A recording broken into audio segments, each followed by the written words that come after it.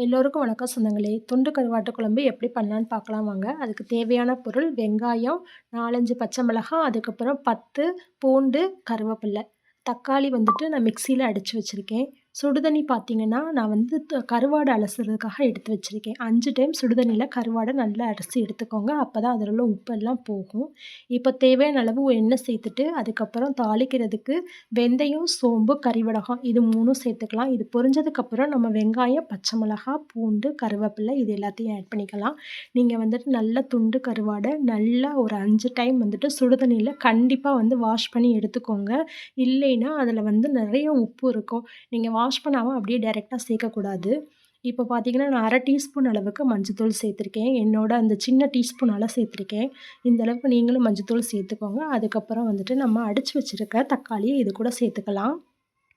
நீங்க தக்காளி மிக்ஸில அடிச்சும் சேர்க்கலாம். இல்ல நீங்க வந்து கட் பண்ணியும் சேர்த்துக்கலாம். அடிச்சு சேர்த்தா கொஞ்சம் கெட்டியா இருக்கும் குழம்பு. அதுக்காக நான் வந்து அடிச்சு சேர்த்துருக்கேன். நீங்க உப்பு வந்து ஆட் பண்ண வேணாம் குழம்புக்கு. நீங்க லாஸ்ட்டா கருவாடெல்லாம் சேர்த்ததுக்கப்புறம் உங்களுக்கு உப்பு பத்தல அப்டின்னா மட்டும் ஆட் பண்ணுங்க. ஏன்னா வந்து கருவாட்டுல ஆல்ரெடி வந்து உப்பு அதிகமாவே இருக்கும். இப்ப பார்த்தீங்கன்னா, லெமன் சைஸ் புளி எடுத்து அத தண்ணீல ஊற வச்சிருக்கேன். இப்ப என்னென்ன பொடின்னு பார்த்தீங்கன்னா, வீட்டு மல்லித்தூள் 2 டீஸ்பூன், 1 டீஸ்பூன் வந்து மிளகாத்தூள் எடுத்திருக்கேன். என்னோடது காரமா இருக்கும். அதனால மிளகாத்தூள் கம்மியா எடுத்திருக்கேன். உங்களோட மிளகாத்தூள் வந்து காரம் இல்ல அப்டின்னா 2மே சரிக்கு சமமா எடுத்துக்கோங்க. மல்லித்தூள் 2 டீஸ்பூன்னா, மிளகாத்தூளும் 2 டீஸ்பூன் எடுத்துக்கோங்க.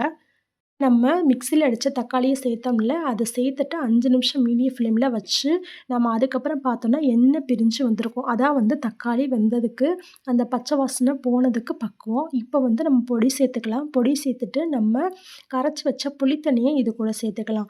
புளி தண்ணி சேர்த்துட்டு கொஞ்ச நேரம் வெயிட் பண்ணுவோம். நல்லா கொதிக்கட்டும் குழம்பு.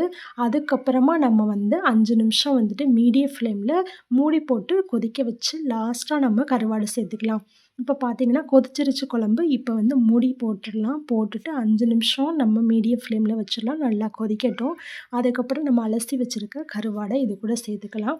பார்த்தீங்கன்னா தெரியும், துண்டு கருவாடு நான் அதுக்கப்புறம் எங்க ஊர்ல சொல்லுவாங்க பண்ணா கருவாடுன்னு. அது 2மே சேர்த்துருக்கேன். நீங்க உப்பு சேர்க்கவே வேணாம்.